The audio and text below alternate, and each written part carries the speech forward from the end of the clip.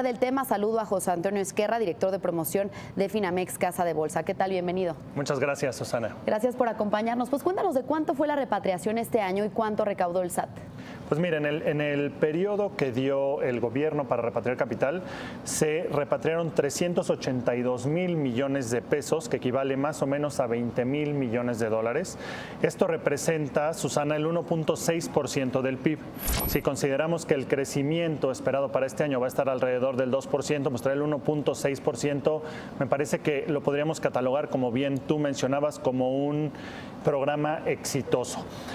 También te puedo decir que a través de esto se lograron recolectar a través de impuestos prácticamente 20 mil millones de pesos, que es el monto recaudado, como lo vemos ahí en la gráfica, en la barra del lado derecho. ¿Y cómo es que nos encontramos en este tema con respecto a otros países en temas de recaudación, de repatriación de capitales?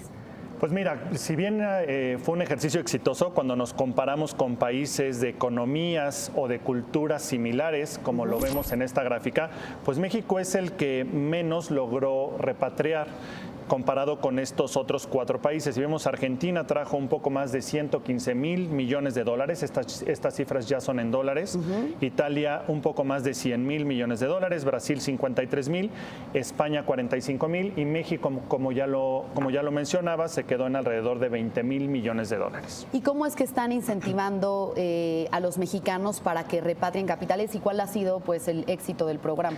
Pues mira, yo creo que sin duda el mayor incentivo es el intercambio de información que hay hoy en día entre los distintos países, más que un incentivo adecuado por traer capital del extranjero a través de pagar menos impuestos, más bien ha sido forzado por el intercambio de información que ya existe. Es decir, la gente que tenía dinero en el extranjero, pues se ha visto de alguna manera forzado a tener que tomar estas opciones para repatriar capital. Claro. El mejor incentivo para seguir repatriando, pues puede ser lanzar otro programa similar al que se ha tenido hasta el momento, en donde inclusive la tasa se podría mejorar. En algunos periodos la tasa logró ser menor en algunos otros periodos que este 8% que las autoridades señalaron para este periodo. Para incentivarlo tendría que haber una certidumbre política. Sabemos que hay algunos gobiernos y principalmente el de izquierda que ante ojos de extranjeros pues puede no ser tan atractivo. Otra, debería de haber una certidumbre en cuanto a la calificación crediticia de México. Mientras mejor sea la calificación, pues sin duda mucho más mexicanos en el extranjero o bien extranjeros que quieran traer capitales al país, pues pensarán en hacerlo con esta certidumbre de la calificación. Y el tercero, sin duda, un nivel adecuado de tasas. Es decir, nuestra tasa de referencia en México pues tiene que ser lo suficientemente atractiva, principalmente en relación a la tasa en Estados Unidos, para que los inversionistas decidan tener capital en el país. Y bueno, sin duda esta repatriación está íntimamente ligada con el tipo de cambio, ¿no? El momento en que deciden repatriar, cuéntanos cómo está relacionado. Sí, preparamos una gráfica bien interesante en donde vemos precisamente, nosotros le llamamos a esta gráfica que ven ahorita en pantalla, la llamamos la montaña rusa del tipo de cambio. Ahí se ve como en distintos periodos, me parece que no se alcanza a ver el título, pero se los voy platicando. Ahí se ve cómo veníamos de niveles de 17,5, llegamos a 19,5, en donde Moody's daba una calificación o la ponía en revisión a negativa y eso empezó a depreciar nuestra moneda. Después, a mediados de agosto de 2016, el Standard & Poor's la empezó a ver como, también la revisó como negativa y eso hizo que nuestra moneda se depreciara. Pero el pico más fuerte que viene en septiembre de 2016, no se ve exactamente la etiqueta, pero en septiembre de 2016, que viene el pico más fuerte, es cuando Trump empieza a avanzar en las encuestas. Ahí llegamos a tocar niveles casi de 20 pesos por dólar. Después de esto, recuerda, Susana, que la mayoría de las personas, de los analistas y de las encuestas, pronosticaban que Trump pues no iba a ganar, más bien daban a Hillary Clinton como la probable ganadora, y entonces ahí se empezó a recuperar bastante el tipo de cambio a mediados de octubre de 2016. En noviembre de 2016 viene el momento crítico, sin duda, Y ahí es cuando el tipo de cambio se regresa casi a niveles de 21. Después de eso, pues Trump toma posesión, la calificadora Fitch también nos pone en revisión negativa y es donde tocamos el clímax, que es la parte más alta de la gráfica, en donde rebasamos o tocamos prácticamente los 22 pesos por dólar. Okay. Digamos que esa es la parte más alta de la montaña rusa.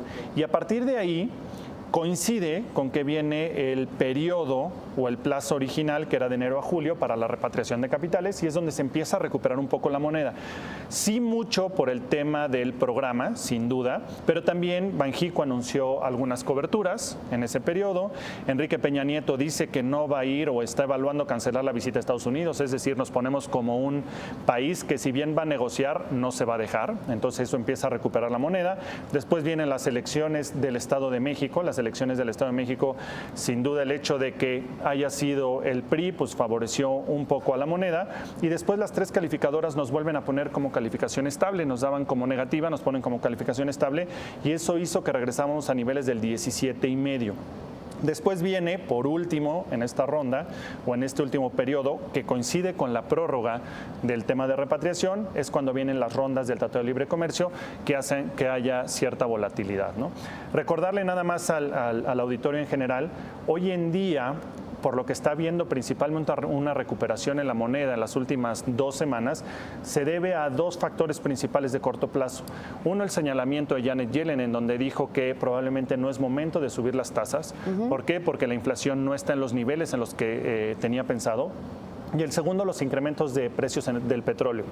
La presión que está haciendo Arabia Saudita ha hecho que el precio del petróleo suba, y eso desde luego favorece a nuestra moneda, y a la que perjudica en general en todo el mundo es Estados Unidos. Por otro lado, José Antonio, ¿cuáles son los requisitos de inversión para asegurar que estos recursos se queden en México una vez que ya se llevó a cabo la repatriación? Pues una de las reglas que puso el gobierno para el dinero repatriado, el primero es que se tiene que quedar en instrumentos financieros emitidos por residentes en el país, ya sea deuda, renta variable o sociedades de inversión. Tiene que ser por instrumentos financieros que estén emitidos en el país. El segundo, tú puedes repatriar o traer tu capital para adquisición de bienes, activos fijos y bienes inmuebles, para uso no recreativo. Es decir, tú vas a traer este capital para comprar una casa, un departamento que vayas a rentar, y no para uso personal. Y el tercero, para inversiones destinadas directa o exclusivamente al desarrollo de productos, materiales o procesos de producción para la investigación y desarrollo de tecnología. Otra de las condiciones es que ese dinero se tiene que quedar 2 años en México para poder tener acceso al 8% del impuesto preferencial, vamos a llamarlo, y así motivar la repatriación de capital. Bien, finalmente, ¿cómo podría afectar una reforma fiscal de Donald Trump en Estados Unidos a la repatriación de capitales a nuestro país? Pues en sí la reforma fiscal, más que a la repatriación de capital, seguramente lo que puede afectar es al flujo de extranjeros o de mexicanos hacia Estados Unidos. Porque cuando Donald Trump decide lanzar esta política fiscal, en donde lo que promueve es una tasa impositiva mucho menor, gravar a una menor tasa, sin duda algunas empresas, inclusive algunos activos personales, van a buscar tomar ventaja de estos beneficios de tener una tasa preferencial en Estados Unidos. Y más que el repatriar capital, sin duda nos puede afectar para que parte del dinero ya repatriado en 2 años, o en su momento parte del dinero que ya estaba en México, busquen irse al extranjero aprovechando el beneficio fiscal que está promoviendo Donald Trump. Claro. Pues muy atentos a lo que ocurre en el Congreso en Estados Unidos en torno a la reforma fiscal. Y por supuesto, como dices, para continuar con este programa de repatriación de capitales, continuar siendo exitoso, para que continúe siendo exitoso, pues es indispensable la certidumbre política, la calificación crediticia positiva y un nivel adecuado de tasas. Estaremos pendientes. Muy bien. Gracias, José Antonio Ezquerra, director de promoción de Finamex. Buenas tardes. Muchas gracias a ti. Y nos vamos a otro